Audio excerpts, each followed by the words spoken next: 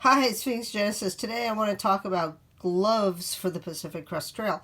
I think everybody should have gloves, even in the desert section, unless you're leaving in maybe late May and it's absolutely roasting in the desert. You probably don't need them.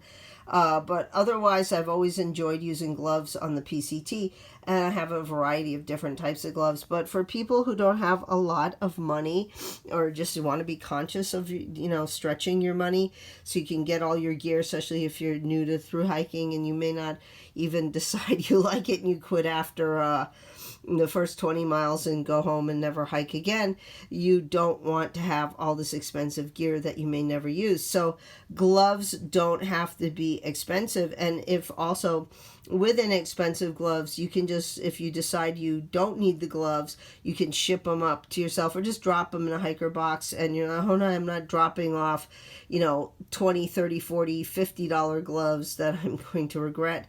I'm just dropping off $1.60 pair of gloves and be done with it. So I got these at a local dollar store. They're made in China. They are acrylic, 90% spandex, 10%, and so easily washable too. I could throw these in a washing machine and they'd be fine. I like, and they come in all kinds of colors too, so that's great. Red is good because if you drop them, you'll be able to see them in the wilderness, but black is good because it keeps your hands warmer and they dry faster. So they had other kinds of colors, but for me, these were good. Or you could have like an orange for, hunting season, but red still is pretty bright. Or they had a really nice pink too.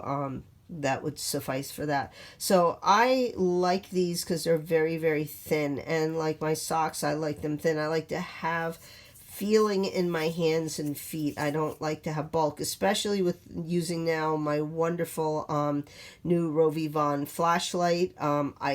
Which I'm holding in my hand. I don't want a bulky glove that I really can't feel the flashlight. It slips out of the hand, down the mountain it goes, and that's the end of my light. And I do a lot of night hiking on the PCT.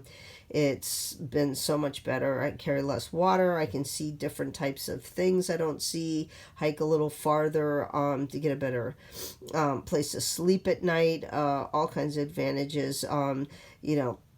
Using the flashlight to go to the bathroom in the middle of the night. So having a thinner pair of gloves are better. Plus, weight savings. I'll put a weight in the description. Super light.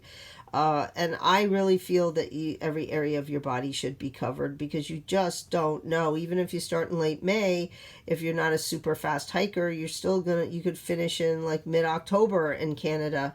Even though it's getting cold and snow, you're like, that's it. I spent all this time and money. I'm never going to get to do this again. I'm going to push on, and you don't want frostbite. So, light pair of gloves I think are just essential. Not only do they keep your hands warm, they keep your hands clean, and they help you for doing camp tasks like gathering wood to make a fire, for tying out your tarp, for scrambling over rocks. Maybe you heated up some rocks and you want to carry them over to where you're camping to stay warm. A variety of things. I find my hands just stay cleaner, and if you fell, also trekking poles, which I don't really like to use anymore. Once in a while I'll use a stick, but I hate trekking poles. I don't, now you should, if you like them, use them. I just don't like them for my style of hiking. I find that with a trekking pole, my hands get very dirty and very sore holding the trekking pole, so the gloves alleviated that problem. So having said that, I'll do a video in the future before I go on the trail at some point of the different types of gloves I've used, so you can, and different weights, so you can make a decision. But anyway, don't have to spend a lot of money. I'm wearing the tights that I bought that I made a video on previously. I got my dental floss picks there, my toothbrush and toothpaste at the dollar store. I've got some really good scarves I've gotten that I took on the trail from the dollar store. So you can outfit yourself pretty well inexpensively for some items, and then you have more money to spend on the items that count, like your your quilt, which is very important to invest in a good one, and we'll talk about When it comes pretty soon, we'll talk about my new Enlighten Equipment quilt. It'll be my third one, so definitely you know what I think about how much I love Enlighten Equipment. So anyway, talk to you later. Bye.